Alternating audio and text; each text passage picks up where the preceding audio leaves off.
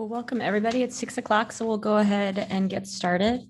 I'll call the meeting to order and we'll start with an invocation, which we observe by a moment of silence, followed by the Pledge of Allegiance.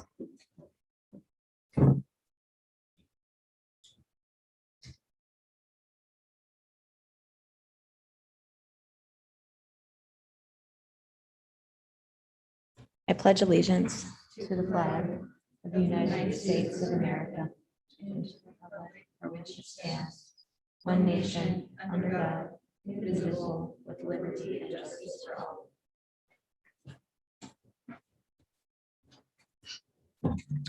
Thanks. Clerk, will you call the roll?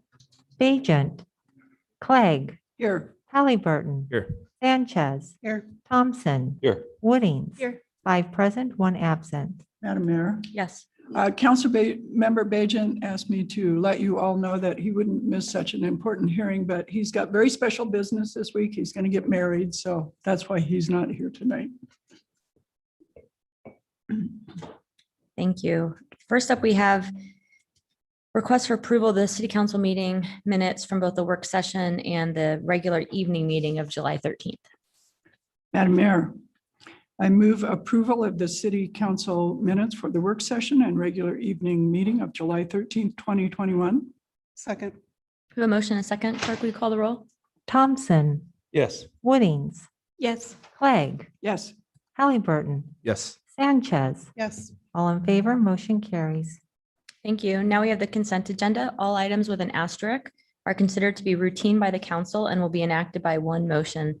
There will be no separate discussion on these items unless a council member or citizen so requests, in which case it will be removed from the general order of business and considered in its normal sequence.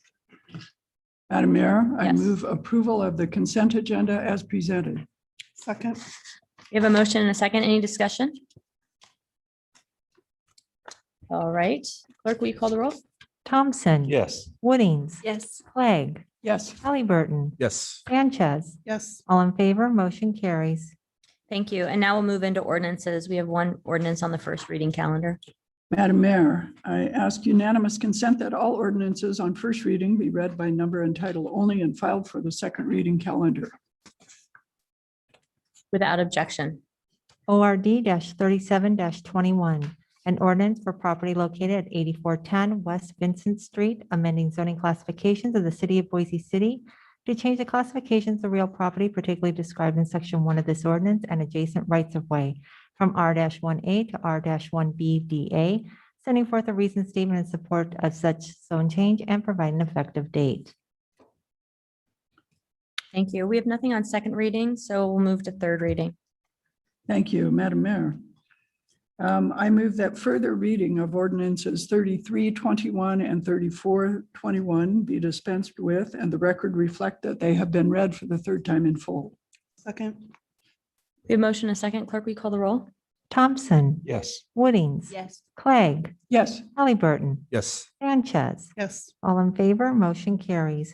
ORD 33-21, an ordinance CAR 21-00007 for property located at 2222 South Broadway Avenue, amending zoning classifications of the city of Boise City to change the classification of real property particularly described in section 1 of this ordinance and adjacent rights of way from R-1C, single family residential, to C-1D, neighborhood commercial with design review, setting forth a reasoned statement in support of such zone change and providing an effective date. ORD 34-21. An ordinance CAR 20-00021 for property located at 3153 West Hawthorne Drive and 4306 West Taft Street, amending zoning classifications of the city of Boise City to change the classification of real property particularly described in section 1 of this ordinance from R-1AS, single family residential with Sycamore neighborhood overlay, to R-1CSDA, single family residential with Sycamore neighborhood overlay and development agreement, setting forth a reasoned statement in support of such zone change and providing an effective date. Madam Mayor, Yes. I move that ordinance 33-21 and 34-21 be approved. Second. We have a motion and a second. Clerk, will you call the roll? Thompson, Yes. Woodings, Yes. Clegg, Yes. Halliburton, Yes. Sanchez. Yes. All in favor, motion carries. Thank you. Next up, under new business, we have a purchasing brief It looks like Colin Millar and Ryan Anderson, it says will both be virtual. That, I don't see them here, so hello. Welcome. Good evening, Mayor McLean and council members. My name is Colin Miller. I'm the purchasing agent for the city. Colin, And we also have, Colin, we've got Yes. we've got like a little fish bully effect going on in terms of your voice. okay, Plan B. I'm not, and even when you pull it up, I'm just afraid that people struggle to follow everything. I don't know how to better describe it.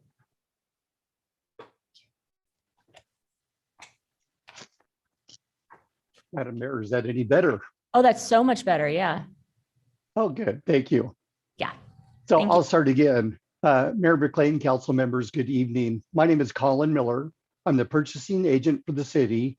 And we also have Ryan Anderson, the project manager from Public Works, online this evening. This purchasing brief is a request from council for an award decision for the turbo blower project. Per the city's local business preference ordinance, this process is required when the highest ranked proposer is from outside the metropolitan impact area and the city received a proposal from a local firm. With the budget of $1 million, the city requested proposals for RFP 21-228 turbo blowers. The project was bid on the open market and evaluated by 4 subject matter experts per the criteria established in the bid specification. The criteria included 5 categories with the following description and points. Reliability was worth 15, ease of operation, 10, life cycle cost, which was 20 years, 30 points, capital cost, which was their bid, 40 points, and manage environmental footprint was 5 points. The proposers were required to answer specific questions in each category and provide additional information regarding their equipment from which each proposal was evaluated and scored. 42 firms received bid documents. The city received 3 proposals. 1 firm requested and received local preference status. The proposers were APGN, and their score was 90 points. Airzin, and their score was 86 points. And finally, CH Spencer from Napa, and their score was 83 points. Pursuant to the Boise City Purchasing Manual, this brief shall present the facts for the project, and City Council shall make the award decision. Process-related questions would go to me, and technical to Ryan. And with that, do you have any questions that we can answer before you make your award decision?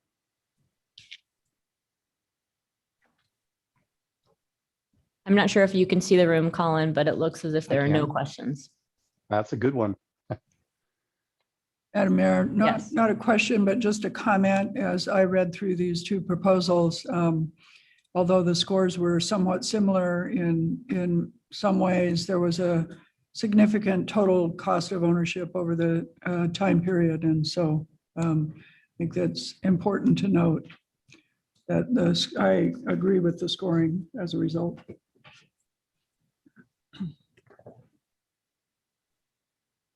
All right. Well, with this item, do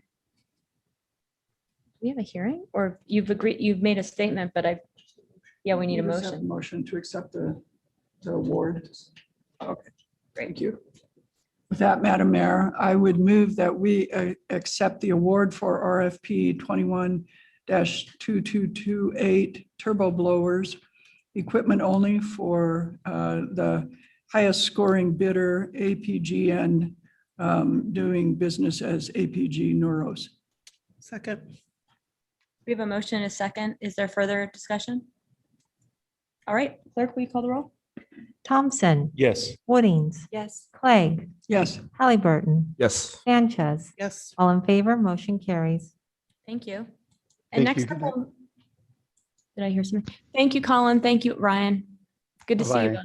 Have a good night. And next up, we'll move into our public hearings. Tonight, we have a public hearing on the proposed budget and the proposed fees. And just before Eric jumps in, of course, I want to thank Eric and his team for the work that was done. And we had an extensive work session back in June, although it feels like so much longer ago now at this point. Our goals when we walked into the budget process were to recognize the impact of the last year and a half on our community, and the challenges that were confronted, the services that need to be provided, and truly then at the same time to ensure that we were making investments that would help us grow. And we wanted this to be people-centered, to deliver on our priorities of affordable housing that becomes more and more apparent every day, that we must do what we can and do more and do as much as possible. It establishes Boise as a climate leader to help build our economy for the future, and then takes into account the priorities that we've established with regard to our continued commitment to transportation and funding transportation, and of course, safety and public safety throughout our city. And so we believe that all of this makes possible a stronger economy, and have really looked at it that way. It took into account public feedback that we've gotten so far, and there'll be some more time. And of course, the priorities that each of our council members had to deliver to the people of Boise a plan for the next year that sets us up for many more to come. And with that, Eric, you're going to walk through top lines, and then we look forward to hearing from people. Thank you very much, Madam Mayor, members of the council. Just some quick overview as to dates and process. Our budget. Eric, you're pretty faint. Thank you very much. Is that a little better? Just a quick overview as It's not, actually, that's not true. It's not better. I'm sorry. I don't know if tech can increase the speed. Might want to look at getting these microphones like this for the podiums. Try again. I'll just elevate my voice. Is that any better? It's better, yeah, but I think it's a proximity thing. You might need to feel like you're yelling at us, but we won't take it personally. Thank you very much, Mayor. Oh, perfect. Okay. Okay. Again, just some overview stats on dates in terms of process. Our budget document was released June 18th. As the mayor mentioned, we did hold workshops both on May 25th as well as June 22nd. At the June 22nd workshop, we went through pretty exhaustively details included within the budget document. So the public hearing today, we're anxious to hear the public's feedback and testimony on the budget. We posted notice for this hearing in the Idaho Statesman, both on July 9th and July 16th. For any members of the public who are interested in reading the budget, it is available on our website. You can see the website address on this screen. On that website, there is also an opportunity for the public to provide feedback and ask questions, as well as opportunities to interact with the budget in prior years through our newly released budget transparency tool. Some overall themes on the fiscal year 22 budget. As always, we aimed for the budget to be fiscally prudent, ensuring that not only the next fiscal year, but the 5-year forecast remain balanced while still allowing for investments within the community. As the mayor mentioned, we do have some targeted investments to respond to growth. Public safety, I'll speak a little bit about some of those strategic initiatives, as well as funding for some of our support departments. The budget represents a revenue recovery from fiscal year 2021. So there is growth in certain revenue categories, such as our departmental revenue, sales tax, and development fees. And then we, as mentioned, we do have some fairly significant investments in our strategic initiative areas, such as housing and climate innovation. Is out of order, so I'll just bring the whole thing up. Some highlights as to the fiscal year 22 budget. First off, it does account for and accommodate the impacts from recent statewide legislation impacting both property tax as well as sales tax. The budget includes the utilization of funds that were previously earmarked for the main library and puts them to more immediate use, primarily in the areas of affordable housing and library maintenance. The budget does maintain flexibility for using the American Rescue Plan resources. If we go back, a month or two, there was, noticing about how much the city was going to get through the American Rescue Plan, approximately $37 million. That funding remains available for uses outside of what's included within the budget. Per practice over the last couple of years, we have been allocating an amount equivalent to 5% of our property tax budget towards public transportation and VRT, and this budget continues that practice. A notable change this year is that the budget for the upcoming fiscal year assumes proactive utilization of planned surplus funding from the current year. So when we built the fiscal year 21 budget, our current year's budget, it was in an environment when we didn't know what the recovery time period for COVID may look like. So we built some revenue estimates that assumed that we would be in a protracted downturn. In some of those categories, we've seen higher than anticipated revenue performance.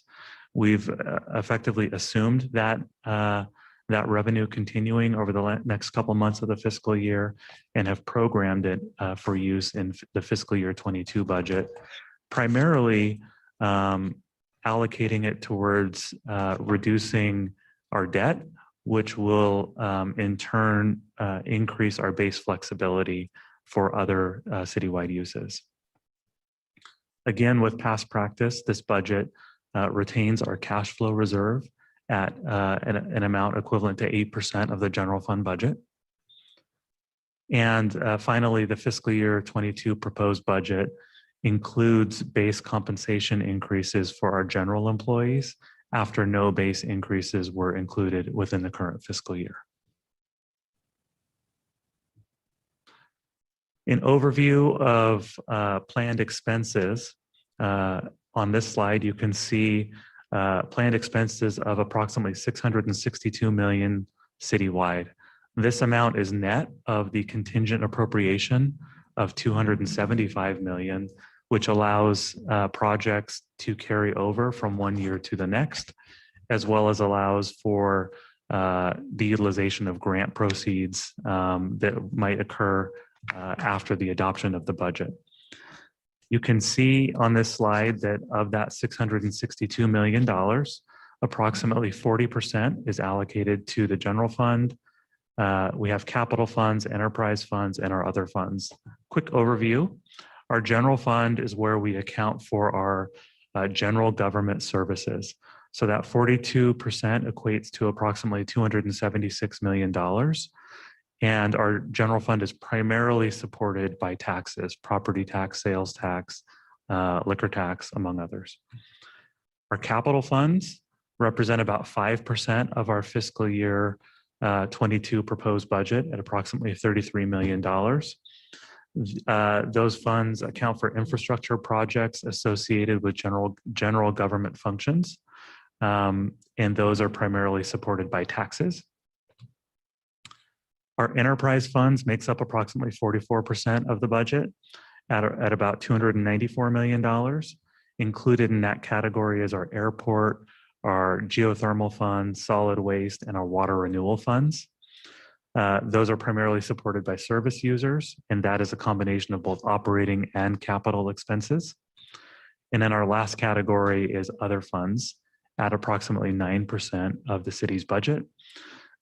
Within that category, there are funds such as the debt service fund, our risk and workers' comp fund, health, our various housing funds, and our fleet fund.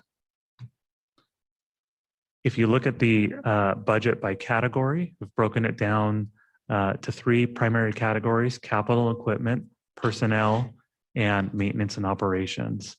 So our maintenance and operations at just under $278 million represents non-personnel expenses.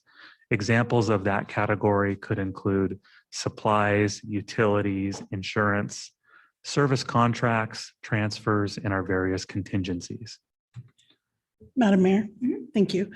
Can I ask a quick question from the previous slide?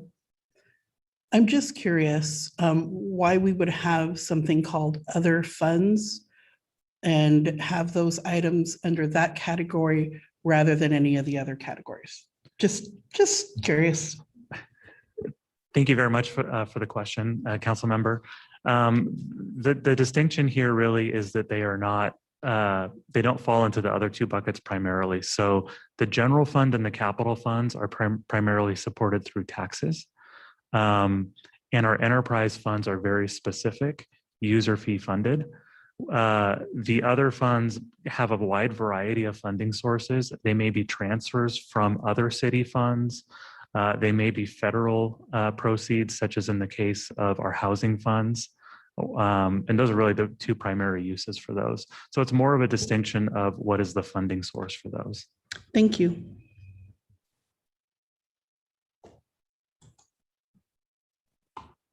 Looking at expenditures by category, approximately $170 million is dedicated toward capital and equipment.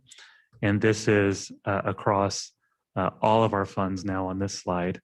So examples of that might be fire stations, various park improvements, ADA enhancements we may be making across the city, investments in our airport, such as the rental car garage or water renewal facility improvements. And personnel, again, this is all funds at $214.5 million. This category includes salaries and benefit costs associated with both our permanent and temporary city positions. Now, moving the focus to the general fund. Our general fund revenues, you can see here, are primarily just under 2/3 property tax. The next largest slices of that pie on the left being department revenue and sales tax. You can see on the right hand side of this slide, when you look at the fiscal year 22 proposed on the far right and compare that with the column immediately to its left, you can see some increases year over year. Sales tax went from $17.5 million in the current year from our budgeted estimate to $21.5 million. However, if you look further to the left on that slide, you can see that $21.4 million is more in line with the $20.1 million and $21 million from fiscal years 2019 and 2020. Similarly, with development fees, we had budgeted a fairly large decline in fiscal year 21.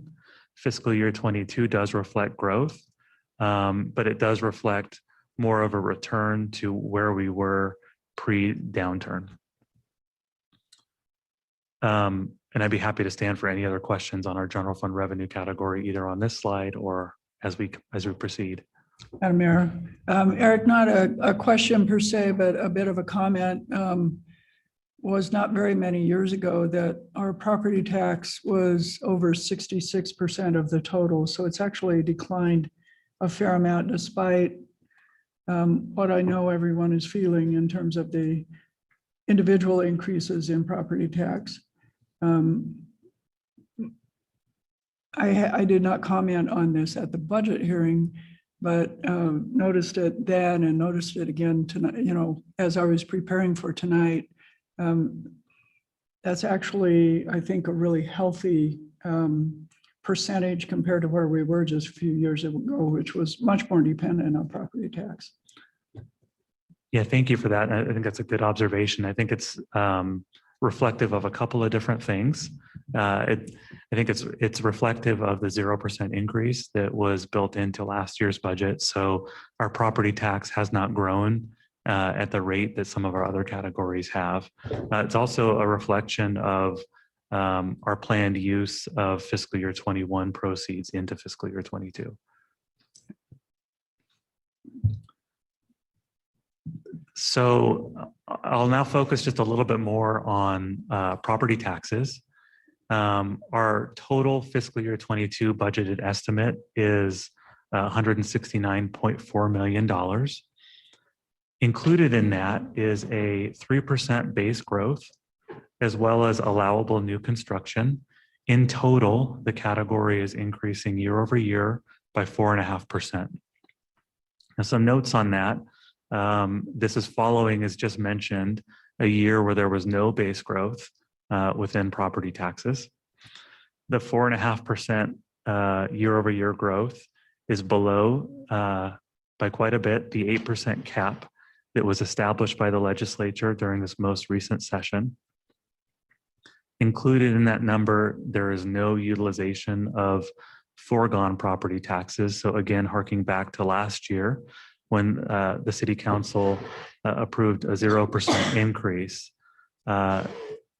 municipalities have the ability through foregone to take some of that money back in future years. That is not included as part of this budget.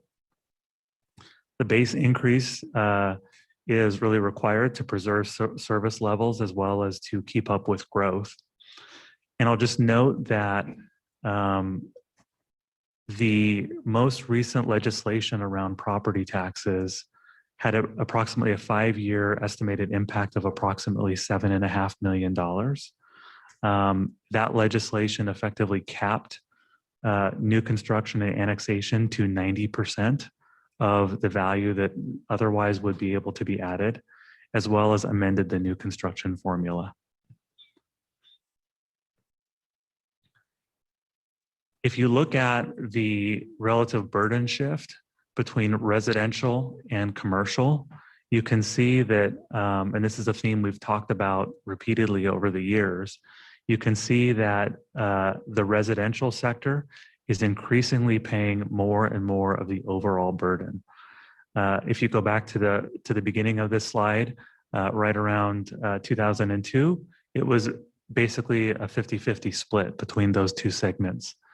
If you fast forward to today, it's over 70% residential and just under 30% for commercial. There are various reasons associated with this, but primarily it's attributable to the diminishing value of the homeowner's exemption, as well as the rate of increase for residential properties as compared to commercial properties on their assessments. So this slide demonstrates how the average residential property in the city is increasingly subject to property tax. So if you go back just 5 or 6 years, you can see that on the average priced home in the city of Boise, approximately 58% of the assessed value was subject to property tax.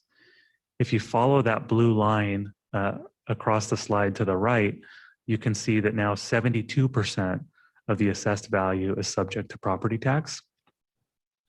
And again, that's largely attributable to two things. One is the rate of increase on that home, and that rate of increase on the home is demonstrated on that blue line, and the homeowner's exemption failing to keep up with that rate of increase. And you can see that on the orange line. So you can see a very drastic gap in the way those two categories are growing. I show this next slide fairly frequently, but I'm going to walk through it again for members of the public that may be tuning in. What we do is we do an analysis each year to determine the impact on the average home from the city's election to take or not to take the 3% allowable increase. So I'll walk this slide from top to bottom. You can see on line 2, the assessed value for the average priced home in the city of Boise has increased by 25.4% year over year. On line 2, you can see the homeowner's exemption. In fiscal year 20, current fiscal year, it's $100,000. As part of the most recent legislative session, it was increased to $125,000 at a fixed level.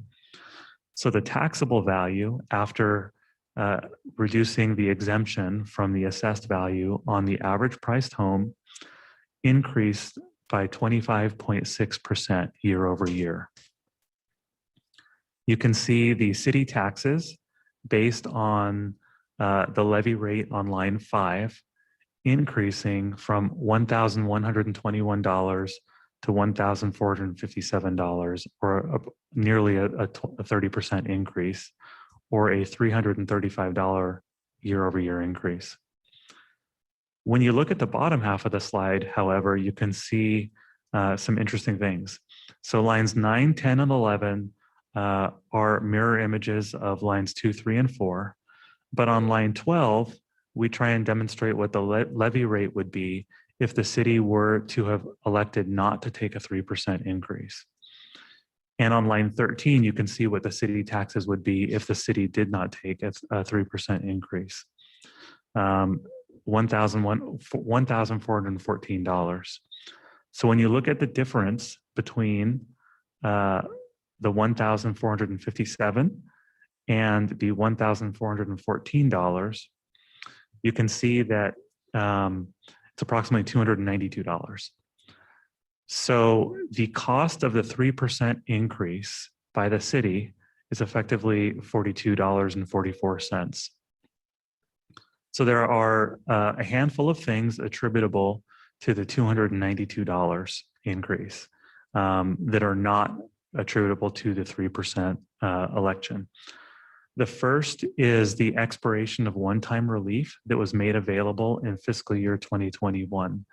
By virtue of the city taking a 0% increase as part of the current fiscal year, the city was able to participate in the governor's public safety grant initiative program, which was a program that made property tax relief available from the state through federal funds.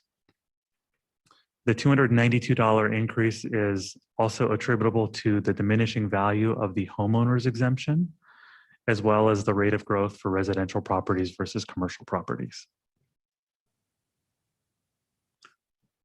Pivoting to our expenditures, you can see that personnel expenses make up the lion's share of overall general fund expenses at just under 2/3 of the budget.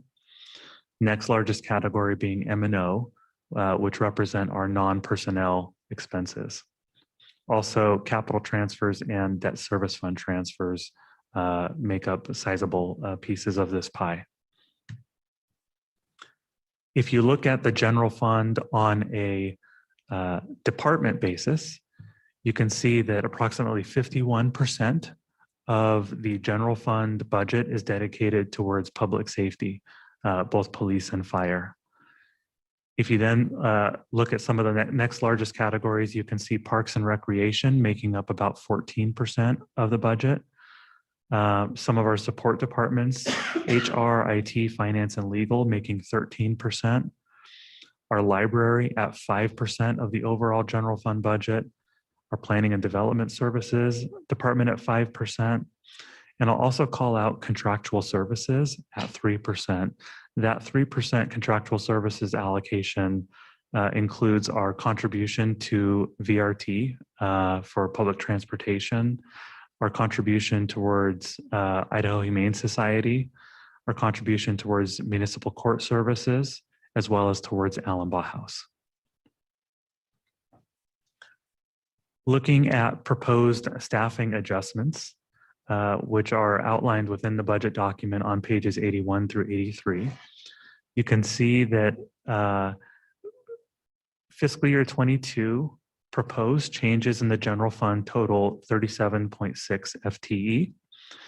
And in our other funds, which is a combination of our capital funds, enterprise funds, as well as the slide that called out our other funds, was 12.5.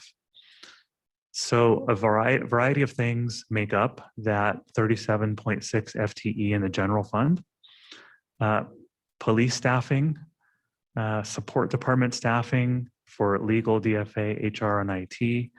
We have funding for our legal department for criminal prosecution services. We have library staffing, enhanced staffing for parks maintenance services, staffing for our community engagement department, as well as staffing for the newly established Office of Police Accountability. Our enterprise fund staffing primarily represents the 12.5 FTE at the bottom of that slide, airport and water renewal fund positions. So I'll walk through some next steps, and I'd be happy to stand for any questions before the public hearing. Next, I guess we'll move into the public hearing and the first reading of the fiscal year 22 budget. One note on that, the agenda inadvertently included a reference to waiving the reading rules. We are not requesting the reading rules to be waived. We would like to see them read at subsequent council meetings. Following today's meeting, we would meet again on August 17th for the second reading of the fiscal year 22 budget, and then on August 24th for the budget adoption. On August 31st, we'll be before you once again to review the L2, which is the document that we submit to Ada County that effectively certifies our property tax budget. And we will then turn around the next day to submit that document to the county. So with that, I stand for any questions before the public hearing. Madam Mayor. Eric, on the previous slide where it's talking about staffing, I think I understand this correctly, and I just want to make sure. It seems like there's a relatively large chunk of new staff that we're seeing in this full-time employees, FTEs. And that's really maybe for a couple of different reasons. And that's one, because we had a hiring freeze last year. So we didn't bring on a lot of new staff last year. And it represents the growth of our city over the last year as well. Is it a combination of those things, or is there more to it than that? Thank you, council member. That's a great clarification point. And I think it's attributable to both of those things. If you look back at last fiscal year, the ads that were included as part of the budget process were minimal and didn't necessarily track with the level of ads that we have seen in subsequent years to keep up with growth. So this budget effectively represents 2 years worth of growth. It's a catch up from last year's as well as the growth anticipated for next year as well. Awesome. And then Mayor, just follow-up question there. Back on that slide, there were 2 different categories that we saw, and one of them was from the general fund, and then the other one was from our other funds. And I guess it's kind of my understanding that in some of those other fund categories, especially our enterprise funds, that those positions are actually paid through the enterprise funds. They kind of pay for themselves by the, we think of like the airport budget increases so they can afford to pay another person. And so that doesn't actually get pulled out of our general funds. Am I understanding that correct as well? Thank you, council member. Absolutely, that is correct. The budgets associated with those positions are not supported through the general fund or through tax resources. Madam Mayor. Eric, I'm sorry I didn't talk to you before tonight about this. I guess I just assumed I would see it in here, and the contingency still reads the same way it did the day of the budget workshop for the city council. And I thought we were going to change it so that when the staffing study came forward, we'd do it with an IBC and it wouldn't be listed in the other expenses. It would be listed in contingency, but as one time. And I think that the ordinance before you does reflect that change. So the book hasn't changed, but the ordinance does have the change in it. Okay. That is correct. As a matter of clarification, we print the budget for this process. We amended the ordinance per the direction from the June 29th meeting, and then we will reprint the adopted version of the budget after everything is approved. After the ordinance. Okay. I just want to make sure that we had that in there. I knew that we'd made the motion to do it. Yes. Thank you. Thank you. All right, looks like no further questions now. So I'll go ahead and open the public hearing. Welcome, everybody. First, I've got Erica Schofield on the list. And then I have, it looks like Wendy, and is it Dwayne Dally, sorry. So anybody else here planning to testify? All right, so then we'll go, if there's anybody online, just we'll queue you up. Welcome, Erica. Hi.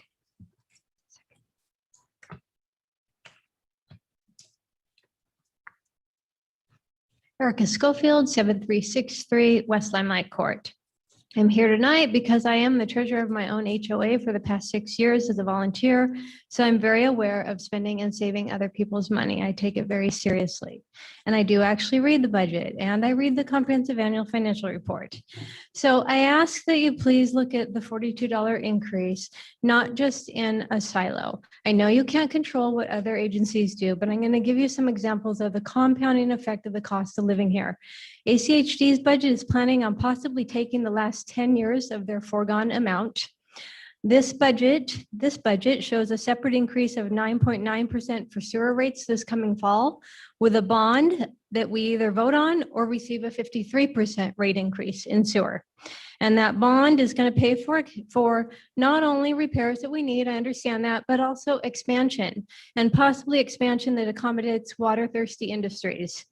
Suez has an 8.75% increase coming for us.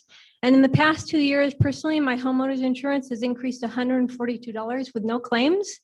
And that's because of higher cost of labor and materials because of our popularity. That's what the agent told me. And this growth that we've had has caused my auto insurance to increase $84 for 2 cars that are 17 years old with no claims. So more people equals more accidents. So rates go up whether you're a good driver or not. So all of this adds to the cost of living here, not just this $42. So how do you mitigate this? And I mentioned this last year when I testified, and this is a hot potato, 2 hot potatoes.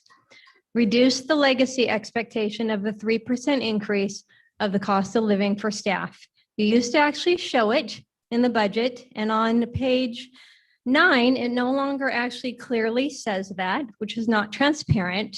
In the past, 2001 to 2020, the CPI has showed inflation averaged 1.7%. So a 3% over all those years has been very generous, and it's not unreasonable to think that it can be reduced. I testified at the state this year. They don't automatically just take a 3% and give it to everyone. They actually do take less than 3%. And then nearly a decade ago, your former budget director recommended reducing or mitigating or finding ways to reduce the cost of health insurance. And that hasn't been done. It's still 100% premium and it compounds every year. And that's another issue that's no longer transparent. You used to do a 5-year financial forecast where it would split out the compensation to the health insurance costs. And I couldn't find that in the budget this year. And my guess is you don't want us to see how much that separate piece is raising each year. So without that, and I've got 10 seconds, yesterday in the mail, I got a letter from St. Alphonsus. They're having trouble answering their phones to schedule appointments because the tremendous change in housing costs and cost of living are making it hard for them to have receptionists to fill the job. So now we're actually affecting people's health. Thank you. Ms. Daly, Mr. Daly, whoever would like to go first.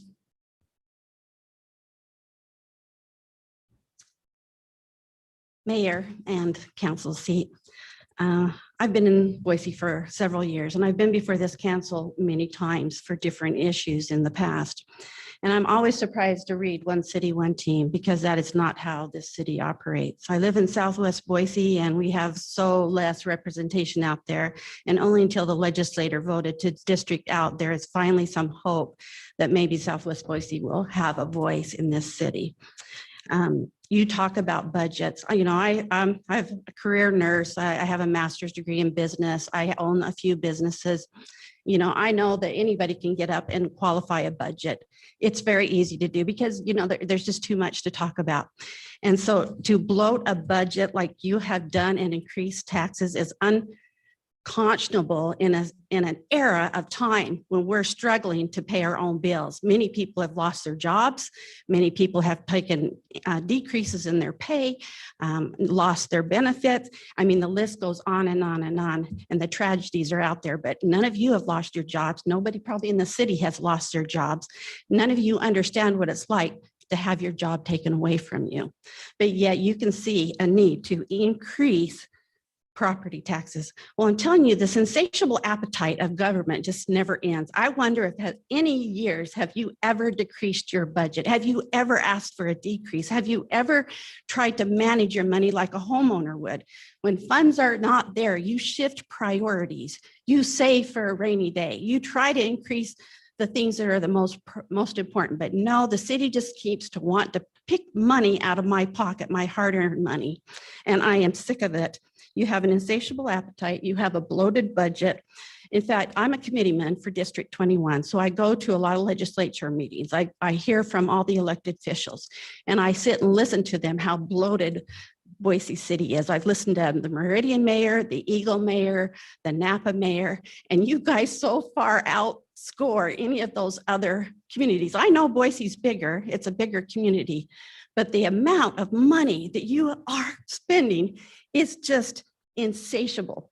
There is like no end to it. And I hope, and I don't know how much, I have a little bit more time, to increase your own wages. I mean, I'm trying to think how I can go about and increase my wages. In fact, we have some rentals, we have to decrease it, or else you can't kick out a renter because they have more rights than the person that's paying the bills for the home. You know, I mean, I would like to sit with planning and zoning, which I've done many, many times, as you've planned for increased housing, but then you've burdened neighborhoods with it. I've been there, I've seen it, and I hope that the people that are listening at home will recognize when the vote comes up in November, I hope they vote for people that know how to manage a budget and actually decrease taxes and give us taxpayers a break, because none of you on this city council have done that. All you've done is raise my taxes.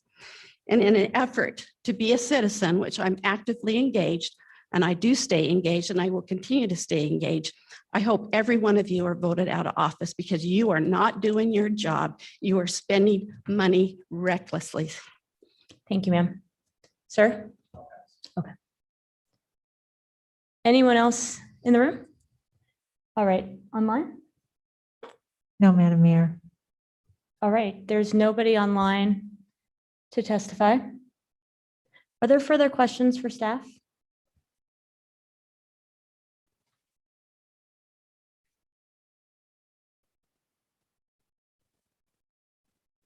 All right, with that, I'm going to go ahead and, oh, sorry.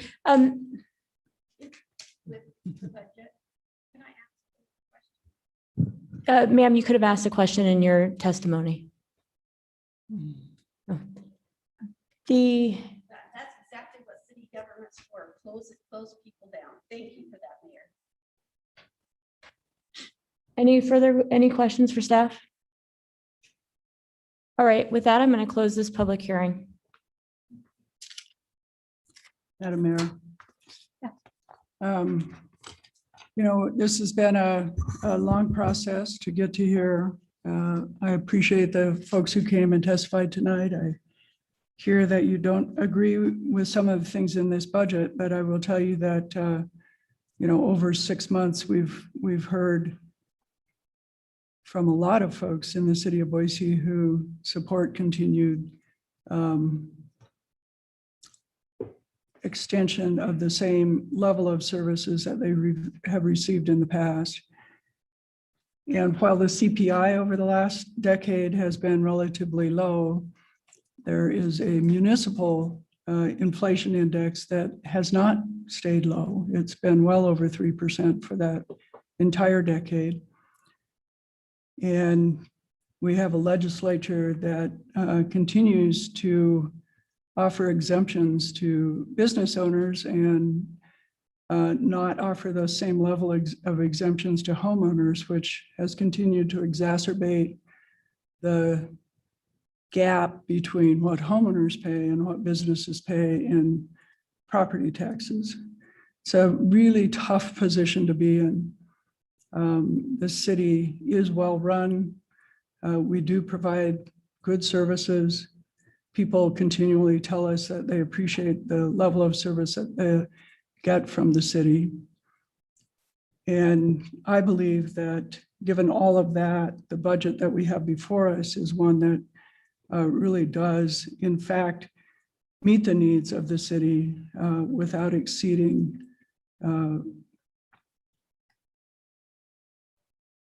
those needs. And so with that, I would move that we move ORD 3821, which is the ordinance for the annual appropriation of the budget, to the first reading calendar. Second. We have a motion and second. Is there discussion? Madam Mayor. Oh, did you want to go first? Sorry. We get these budget books and there's a lot of information in there. And really, it's like any other book that you read. It really tells a story. It tells a story about values and the types of things that you're wanting to do in the community. And like any other story, it can be interpreted in multiple ways. It's difficult to come and testify in front of a group of people. And I appreciate you coming and doing that. I think that you and I probably interpret this book a little bit differently. And I also think that that's okay. And I don't think that that's a bad thing. I actually think it's a really good thing. I had a meeting. I was supposed to have a meeting with one of our librarians from our downtown library a couple weeks ago. She's not going to be able to make it to the meeting, but I'm still meeting with our library director. And the reason that she's not going to be able to make it to the meeting is that she got a new job. And one of the reasons that she got a new job was because her rent was rising like everybody else's in Boise. And she had to go somewhere else to be able to afford to pay her costs, which happens. And it's sad for the city, you know, that happens, but the costs are rising, and that happens for our staff as well here at the city of Boise. When I read this book and I go through, I see a narrative that really talks about our city's belief in our staff and that people are programs. And that to serve the biggest needs that we have in the community, it means that we need to invest in the people that we've got, as well as making sure that those people have the resources that they need, the help and other personnel to get those jobs done. I see our budget reflecting that in having room for a market rate increase for some employees, as well as a merit-based increase for our general employees as well. I think it recognizes the value that they bring to the table and the work that they've done, not always all the time, but really in this last really difficult year, continuing to show up and continuing to push our city through with none of the help that they typically would have seen in a regular budget where they would have had additional staffing help to keep up with growth. I see additional help coming really in the form of 57 new full-time employees, and that's a lot. But like I said earlier, that's representative both of us not taking full-time employees last year, as well as the tremendous growth that our city's experiencing and the expectations that our citizens have for us to solve a lot of our biggest issues. There were initiatives that I wanted to launch last year that I wasn't able to because we didn't have the bandwidth with our staffing, particularly in our PDS department, to do it.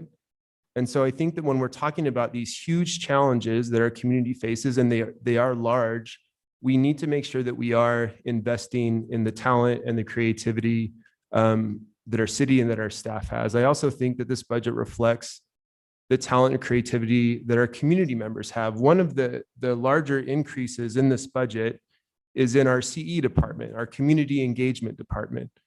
And what that is a reflection of me, how I interpret that when I see this here, is the city knows that we do better when we go out and we get your input. But without the ability, without the people to do that type of outreach, we can't get the input we need to solve all these different types of issues. And so I really do see that as a large investment. I see our city continuing to use funds that we could have used for the library to address affordable housing and homelessness. And I think that that's a direct result of what the community has asked from us at this time. I see a Northwest Fire Department with $1.5 million to make sure that we're addressing issues out there and that we get that program started this last year. I see growth in our IT department to recognize the technology changes that we're experiencing and that we all had to learn how to use. And so I see a lot of great things in here. And I also see a 9% increase to our police budget, which last year there were 600 people protesting down there. They're zero this year about our police budget. And while I may not always agree with exactly how we use those funds, this year, in addition to that team, we're seeing 3 new full-time trainers coming in to make sure that we're addressing a lot of implicit bias issues, all different types of things to make sure that we're doing the best job that we can, and that the way that we've always done things maybe aren't the best way, and that we can continue to evolve and explore those ways. And we're not only investing in that training, we're also investing in a study for our fire department and our police department to see if we actually have the right amount of employees to begin with. And that study may tell us that we need more, it may tell us that we need less, but it will tell us that for the type of policing that we want to do, the community policing that we want to see in the community, it will give us a plan in order to make sure that we're doing those things correctly. I hope that there is a day where our police budget isn't the largest line item on our budget, and that we aren't asking our police officers to do as much as they're doing now, and that we're investing in more things on the early side instead of the late side of things that we're doing. But I do think that we're headed in the right direction. So again, I understand that people are going to interpret this in a lot of different ways. But that's how I interpret this budget. And that's why I'm voting yes for it this year.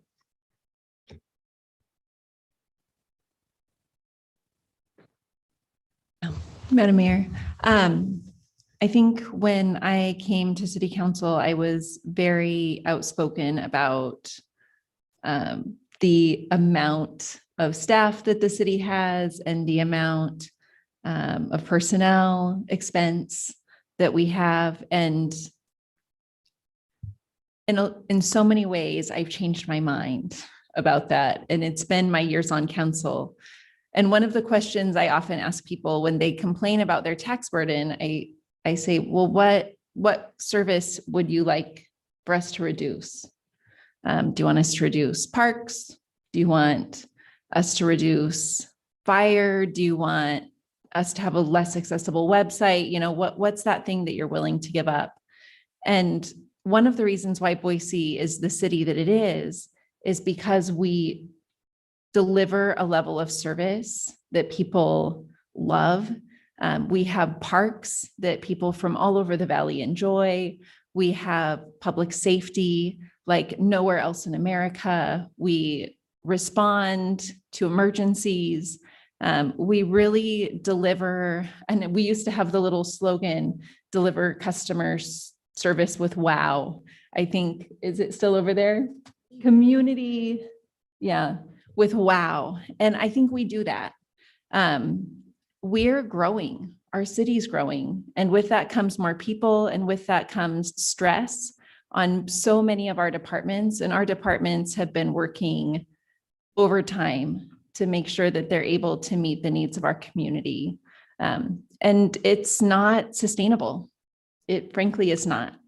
We need more police officers to ensure that we're able to deliver community policing, that they're able to do the types of proactive outreach that keep our communities safer and keep our crime levels lower. We need to staff up our PDS department so that they're able to deal with the number of development applications that are coming in so that people can build housing to keep up better with the needs in our community.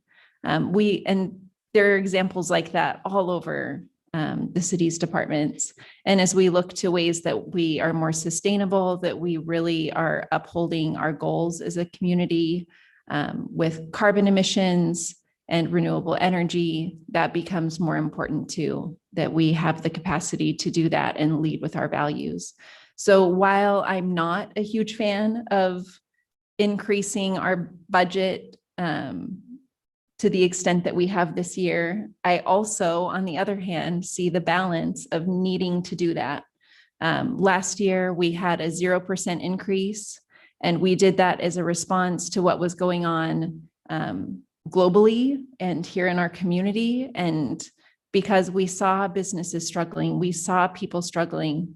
And while we still have struggles, we are rebounding in a way that I don't think that we envisioned a year ago.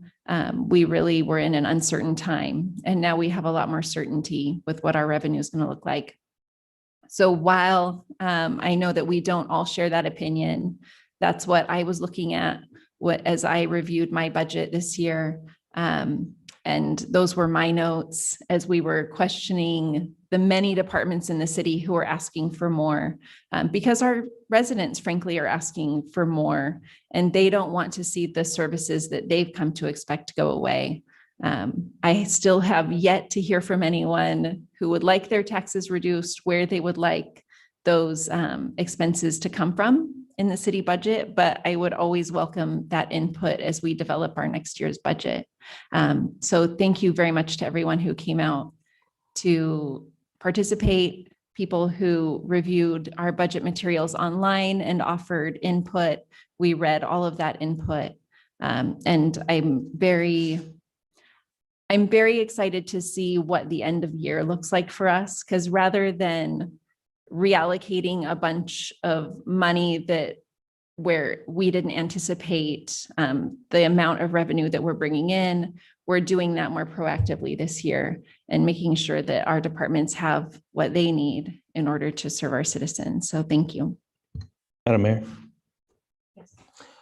First of all, thank you, Eric, and to your team, to DFA, and all the work that you've put into this. I know it's an extremely heavy load, and this is my 12th and final budget that I'll be a part of, as I'm not running for re-election for a fourth term.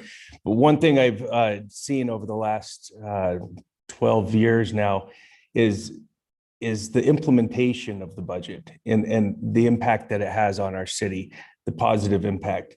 Whether we're investing in parks, which down to the smallest neighborhood park, like the one near me, Cottonwood Park, and to see an investment go into something like that, and then just see it explode with the number of children and families that are able to enjoy it, and really a system that's second to none and highly utilized and enjoyed. I've seen us respond to difficult challenges, like when our Public Works Department had to come up with solutions for recycling, and to respond to international changes with what China would accept and not accept, and how we responded to that, how we've taken steps for our community to protect foothills and open space, and do it throughout the city, and take a pride into investing in art. My mother was an artist, and it's wonderful to see a city take so much appreciation to it, to include it in almost all the work that we do, but also not forget about the basics of providing water renewal services and all the other aspects. We're one of the only cities in Idaho, thanks in large part to someone named Councilmember Craig, that it really invests in our public transportation, and we'll continue to do more there as well, the bus system. It's really remarkable. That's what I look back on after 12 years and see that the investments are a reflection of our people and our pride in serving the individuals and ensuring that they're receiving a service and at a quality level that improves their lives, and it's something that they can truly be proud of. So I'll be supporting the budget. And again, thanks, Eric, for all your work. Madam Mayor? Yes. Thank you. Yes, thank you, Eric, for your presentation and for the steps that you've taken to explain the budget so that folks can understand it. And thank you also to the folks who took the time to come and share your thoughts and your experiences as we consider moving this budget forward. I wish I could say I was as diligent as a city resident as you were tonight in my years prior to joining the city council. The reality is I really didn't have an appreciation for all that our city staff does to create the place that we call home. And like Councilmember Woodings alluded to, until you actually know, and we have this unique perspective where we get to see behind the scenes of what it takes to make this city the kind of city that we all want to stay living in and to continue to call home. I'm glad that Councilmember Halliburton pointed out that one of the areas that we're going to increase our funding and our staffing is community engagement, because that speaks directly to that. It's so that our citizens can feel connected to this entity that serves them. And a lot of times people don't know, they have no idea what our staff does on their behalf. I remember a couple of years ago when this was the Beater administration. And I said to Mayor Beater, I said, is there a way we can highlight more of the work that our staff does? And his response to me is like, oh, we don't want to seem like we're bragging. And I said, well, it's not about you, it's about our staff. And we're just reporting the news. And it is information that our citizens need to know. They need to know what our staff does on their behalf. And many of them are members of this community. I guarantee you, if you had my vantage point, and I try to share it with you in my little selfies when I'm having my meetings and such, because I want to share that with our constituents. I think you would be really shocked about what this organization does with the resources it has. It is very humbling. One thing we also need to consider is that this city is in the state of Idaho, which you just have to Google it. We don't have the best wages in this state. And so if we want quality people, we have to do everything we can to attract them and retain them. And I think if you were, again, to read any article on the internet these days, you would see that there is a lot of churning, a lot of people reassessing their lives and determining that perhaps they don't want to be abused by the public, that it's not worth it to them. And there are people leaving their particular vocations in an effort to maintain their own physical and mental health as they're trying to survive in a place where housing costs are rising, or as Ms. Schofield pointed out, where all costs are rising. It's not just one area. And the reality is I ran for office 4 years ago, not because it was part of some plan of being a public servant. It was out of fear. I was afraid of what was happening to my community and my country, and I was ashamed because I've taken my legal status in this country for granted. I think some people aspire to be up here. I felt ashamed that I had not considered the importance of having different perspectives up at this dais, and it is. So I am a renter. I have been for the past 9 years. I lost my home to foreclosure in 2010. It's very painful.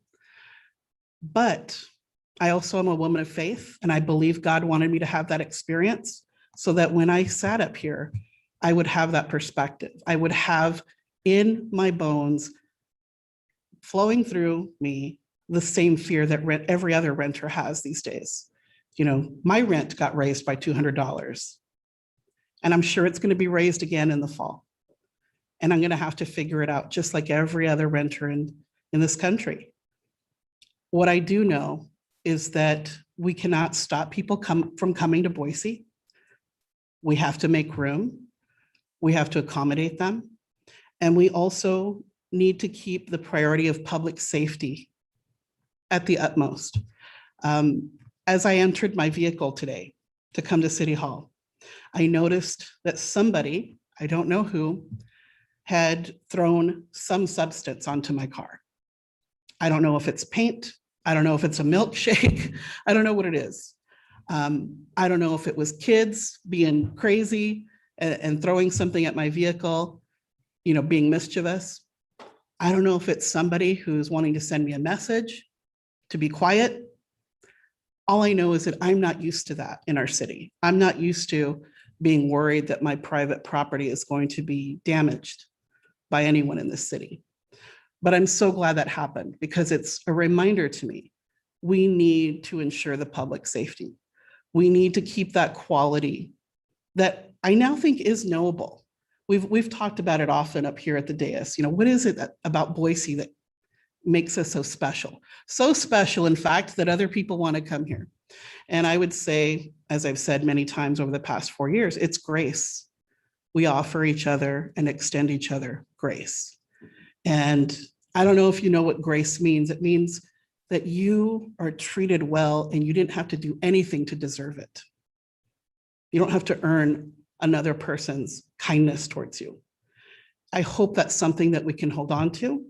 I know that everybody who works for the city, they do their work with a sense of grace and generosity, especially after what they went through last year.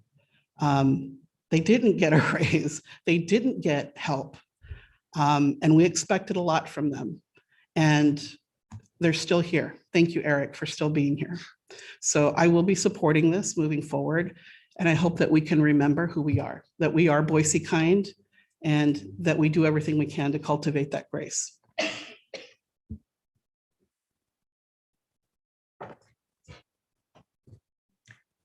Yeah. Madam Mayor, I'm just going to say one last thing. If you look on page 61 of the budget book that Eric created for us, and he didn't show us a slide of it tonight, it shows where Boise sits in relation to other cities across the state and in this valley in terms of total property tax collections. And we're right in the middle. We're not the lowest, but we're certainly not the highest. And I think it does reflect that a city this size can continue to provide the level of services it does without being the highest property tax collector in the state, and we're not. And I just wanted to point that out because I think it's something we sometimes don't talk about and probably should.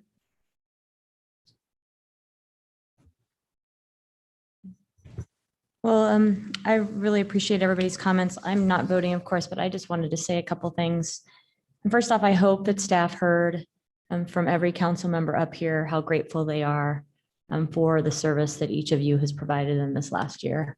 And so while we often thank Eric and his team as budget staff for putting this together, it's what I heard tonight and what I share also is a deep sense of gratitude to our public employees, our city employees, who did as many people have referenced tonight, and that is respond to crisis, come up with new ways to take the funds that we had and meet the needs of our community day by day in this last year and a half, while at the same time thinking to the future and recognizing that with such an event that we've experienced and we're still experiencing, things will change. And with such growth that we are experiencing, things will change, and we must be mindful of the services that we are committed to providing, and that sense of grace, and that Boise piece that we all love so much and want to protect, and that a budget is a reflection of the values of a community. And from each person tonight, as they've spoken, I've heard you reflect back on the values that our residents have made clear they bring to the table. And it is our employees as well as this council working so hard to match those with the investments that we make. And I am particularly proud of the way our city responded in the last year as a team, this council, but most importantly, the staff, and especially our frontline workers at the city, to the needs of this community, and at the same time to the needs that we had, which was to help us think how we make investments in the future to ensure that we protect what we love about this place, and that we are able to continue providing the services and quality of life that our residents expect. And very importantly, setting the stage for the long-term ability for our residents, our kids, our grandkids, those who will be here after us, to be able to thrive in the same ways that we have in the long term. And this budget does that by addressing the very real need in this community related to affordable housing. We are trying policy changes. We're hearing feedback that it's working, but we also know that there's more that we can do. And this budget strives to do that. The transportation is a big piece because what you spend to get to work from your house every day impacts that monthly budget. And we know that we have to invest in a transportation system that catches up. But it's our deep-seated hope and commitment to work on that matches and gets ahead of the future and the growth in this community so that people can connect from home to work. We know that to have a strong economy for those folks that are struggling to make ends meet, we can't disinvest in our community, but instead we have to invest to strengthen that economy, to help create opportunity for people so that we can all find a house, find the job, and then connect to it in any way possible. And most importantly, in the long run, in an affordable way. And, it's been mentioned tonight that we are seeking to be a climate leader, and that is very much about people. It's, we're breathing the smoke from across the West. It's gone all the way to the East Coast.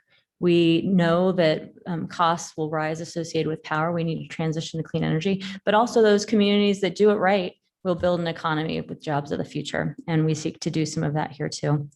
And so in closing, I want to thank each council member that in the last year and a half has been such a partner to the city. I want to thank all the staff that has served day by day, whether it be a sense of calling that they have, that I believe many of them do. They play it out. Each of you has played it out in partnership. And my final thanks with the community, and that has continued to show each of you as residents your commitment to this place that we love, and importantly, the people that we share it with. And I really look forward to doing the hard work together that is made possible by this budget that reflects our values here in Boise. Well, thank you all very much. Thompson, Yes. Wooding. Yes. Clegg, Yes, Halliburton, Yes. Sanchez. Yes. All in favor, motion carries. Madam Mayor, Yes. I ask unanimous consent that ORD 3821 be read for the first time by number and title only and filed for the second reading calendar. That was unanimous, without objection. Yeah. Thank you all. Okay, so then No, she you have to doesn't read it. We'll read it the first time tonight, and then that's when the next reading will be August 17th when we come back from recess. Great, thanks for. ORD 38-21, an ordinance entitled the Annual Appropriation Ordinance for the fiscal year beginning October 1st, 2021, appropriating $936,838,623 deemed necessary to defray all expenses and liabilities of the city of Boise City, Idaho for said fiscal year, specifying the objects and purposes for which said appropriation is made, repealing all ordinances and parts of ordinances in conflict with this ordinance, authorizing a levy of a sufficient tax upon the taxable property, providing for a waiver of the reading rules, and providing an effective date. All right, thank you.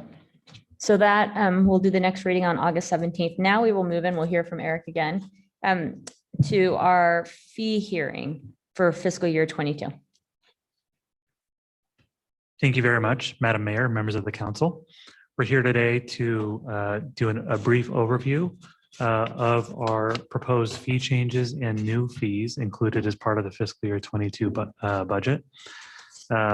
What you're going to hear today is in compliance with statute 63.1311A, which requires a public hearing for all new fees and fee increases over 5%. This public hearing was published in the Statesman both July 9th and July 16th.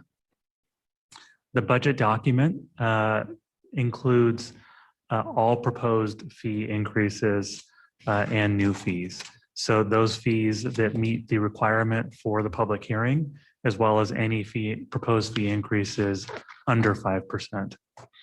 The majority of the proposed adjustments are to keep up with cost increases.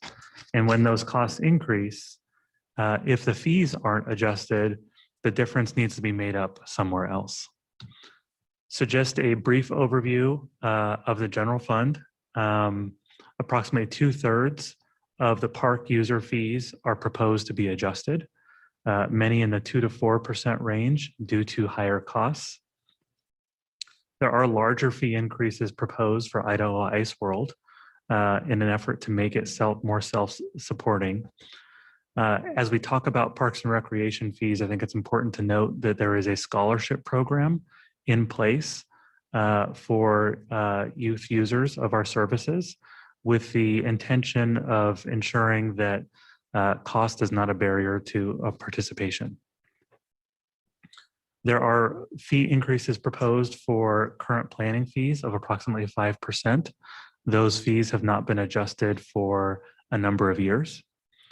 And there are fee adjustments proposed within the Finance and Administration Department for categories such as parking, licenses, and animal fees.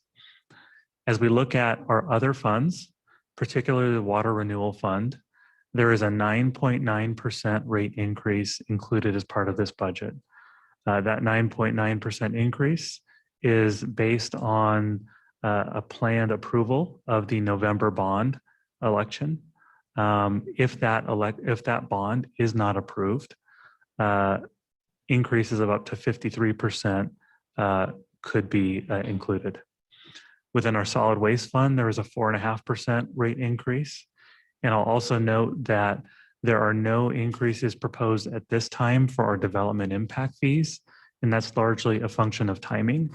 We are in the process of developing our update to our development impact fees, reviewing our capital improvement program, which is the basis for those fees.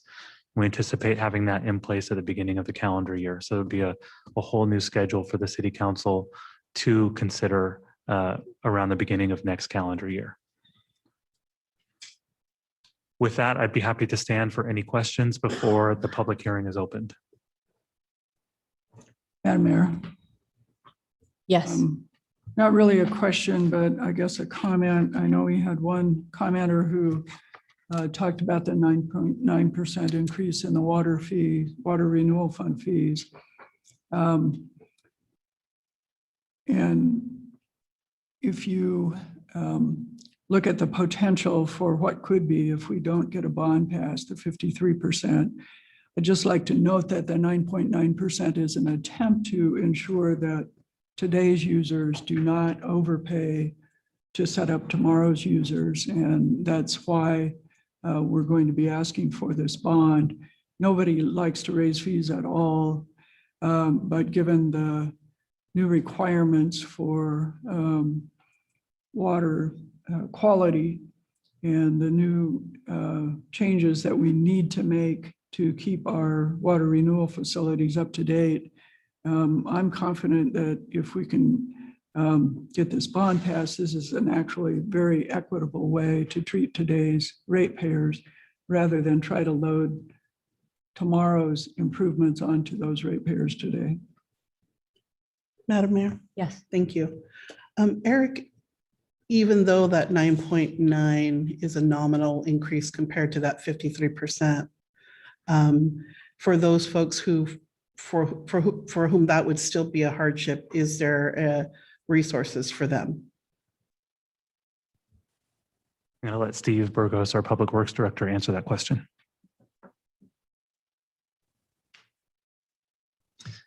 Madam Mayor, council member, thanks for the question.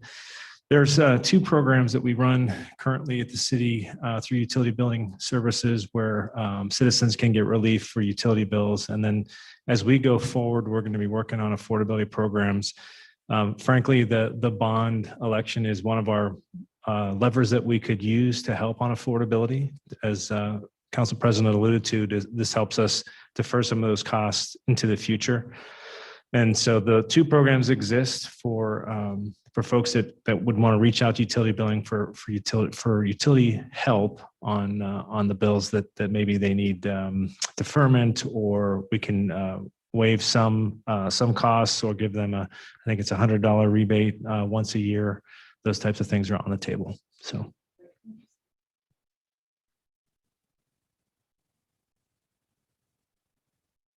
Anyone else? All right. Doesn't look like there are any more questions for you, Eric. This is a public hearing. Did you all want to testify on this?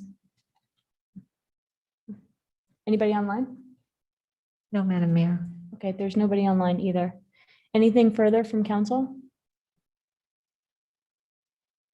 All righty, I'll go ahead and close the hearing.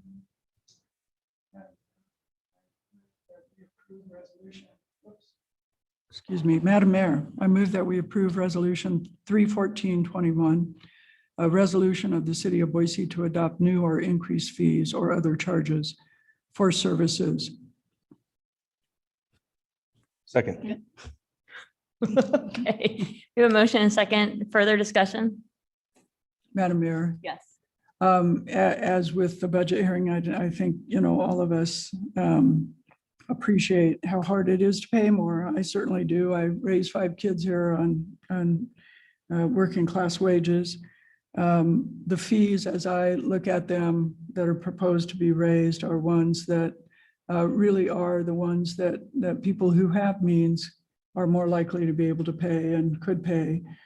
Trying to make Idaho Ice World, for instance, more sustainable fee-wise, at the same time that we have youth scholarship programs for those youth who otherwise wouldn't be able to participate, as an example. And so with that, I feel comfortable that these fees will bring those costs in line where they should be and still keep things affordable for regular folks. Alrighty. Doesn't look like there are any other comments, which means that I expect council is in great agreement with you, Council President. Go ahead, will you call the roll? Thompson, Yes. Woodings. Yes. Clegg, Yes, Halliburton, Yes. Sanchez. Yes. All in favor, motion carries. Alrighty, well, that's it on the agenda. Wait, let me double check. I think so. Yes. Madam Mayor, I move we adjourn. Second. We have a motion and second. All in favor? Aye. We are adjourned. Thank you, everybody. Thanks for the charger.